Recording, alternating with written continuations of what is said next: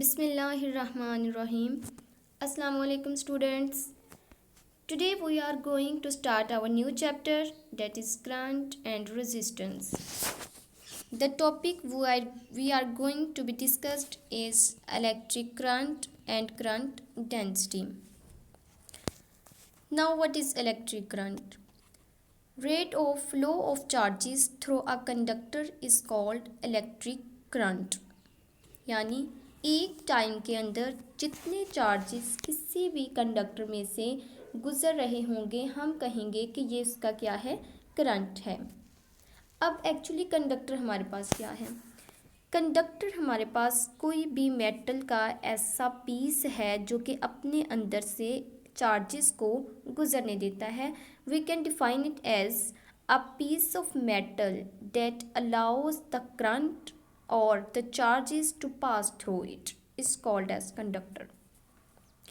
The formula is I is equals to dq by dt. We know that the unit of charge is coulomb and for time is second. So coulomb over second is called as ampere. The SI unit of electric current is called ampere. If we want to define ampere, we can define it as when 1 coulomb charge passing through a conductor in 1 second, the current established in the conductor will be 1 ampere. मतलब क्या है इसका कि 1 second के अंदर अगर 1 coulomb charge किसी भी कंडक्टर में से गुजर रहा है तो हमारा जो करंट है वो 1 एम्पियर होगा। अब हम ये कब कहते हैं कि हमारे पास करंट जो है वो फ्लो करना स्टार्ट हो गया है? कैसे जो करंट है वो करंट फ्लो करना स्टार्ट हो जाता है? इसकी रीज़न क्या होती है? कंडक्टर में से कैसे स्टार्ट हो जाता है? देखें, जब भी हम किसी सर्किट के अक्रॉस कोई भी सोर्स प्रोवाइड करते हैं, जैसा कि हम बैटरी प्रोवाइड करते हैं, तो जो बैटरी है उसका one terminal is called positive and the second is negative. हम जानते हैं कि हम पॉजिटिव टर्मिनल को हायर पोटेंशियल पे मानते हैं और जो नेगेटिव टर्मिनल है उसको एक लोअर पोटेंशियल पे रखा जाता है। जब भी हम इस तरह का कोई भी सोर्स प्रोवाइड करते हैं जो कि उस सर्किट को एक पोटेंशियल प्रोवाइड कर रहा होता है, जैसा कि हमने कहा कि हमने एक को पॉजिटिव पोटेंशियल पे रखा, एक को हायर पोटेंशियल पे रखा और एक को लोअर पोटेंशियल पे रखा, एक को हमने नेगेटिव पोटेंशियल पे रखा। तो एक्चुअली हुआ क्या कि हमारे पास एक पोटेंशियल डिफरेंस जो है वो वहाँ पे क्रिएट हो गया। अब जो पोटेंशियल डिफरेंस है, हमें पता है कि पोटेंशियल डिफरेंस जो है वो एक इलेक्ट्रिक फील्ड को वहाँ पे प्रोड्यूस करवा देगा।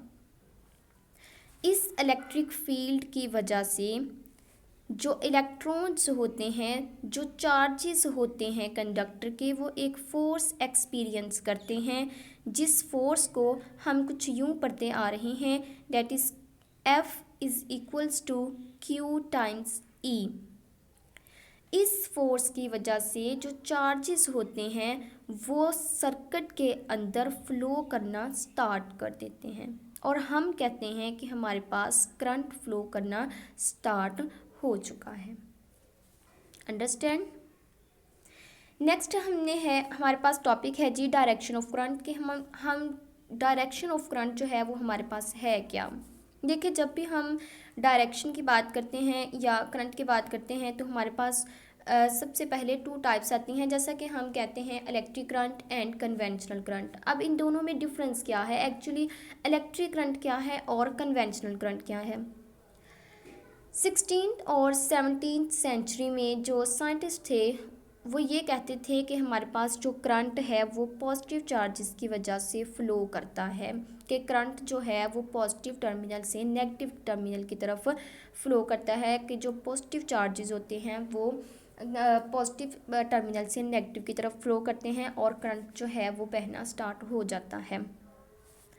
लेकिन hundreds of year later in 19th century में जब जे थॉमसन ने हमें ये बताया कि जो इलेक्ट्रॉन्स होते हैं उनके बारे में उसने स्टडी किया और उसने बताया कि एक्चुअल में जो करंट होता है वो पॉजिटिव चार्जेस की वजह से नहीं बल्कि वो नेगेटिव इलेक्ट्रॉन्स की वजह से फ्लो कर रहा होता है।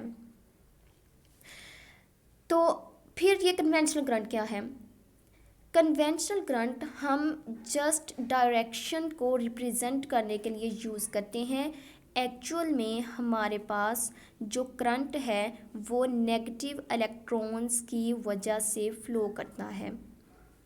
समझ आ रही है मेरी बात की कि जो हमारे पास कन्वेंशनल करंट है वो डायरेक्शन को रिप्रेजेंट करने के लिए है। एक्चुअल में जो करंट है वो सिर्फ नेगेटिव इलेक्ट्रॉन्स की वजह से ही फ्लो करता है, जिसे हम क्या कहते हैं? Electric current.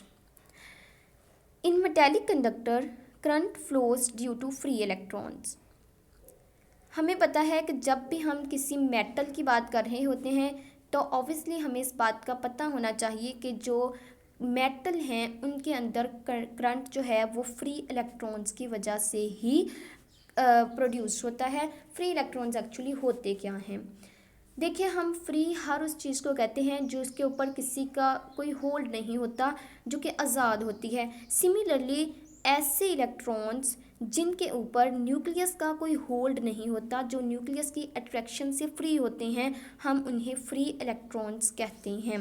तो जितने भी मेटल्स या कंडक्टर्स हैं उनके अंदर करंट्स फ्री इलेक्ट्रॉन्स की वजह से फ्लो करता है।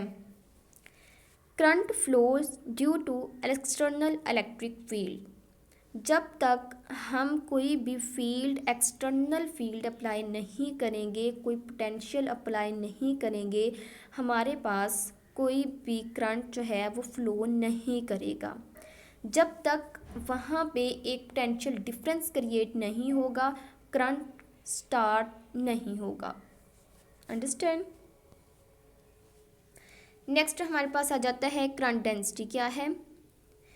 Current per unit cross sectional area of a conductor is called as current density. जैसा कि अगर हम कंसीडर करें हमारे पास एक भी कंडक्टर लिया गया है और इसके अंदर करंट आई फ्लो कर रहा है, तो यूनिट एरिया पर यूनिट क्रॉस सेक्शनल एरिया के अंदर जितना करंट उसमें से फ्लो कर रहेगा वो हमारे पास करंट डेंसिटी होगी। We denote current density by J. It is a vector quantity. Formula हमारे पास है J is equals to di/dA। अगर J जो है वो एक कांस्टेंट सरफेस के लिए है तो J हमारे पास इक्वल हो जाएगा I/A के। ऐसे यूनिट ऑफ करंट डेंसिटी हमारे पास एम्पियर पर मीटर स्क्वायर। हम जानते हैं हमारे पास करंट का यूनिट एम्पियर होता है और एरिया के लिए हम मीटर स्क्वायर यूज़ करते हैं, तो हमारे पास जो यूनिट होगा करंट डेंसिटी का वो एम्पियर पर मीटर स्क्वायर हो जाएगा। Current density is also equal to N times Q times VD।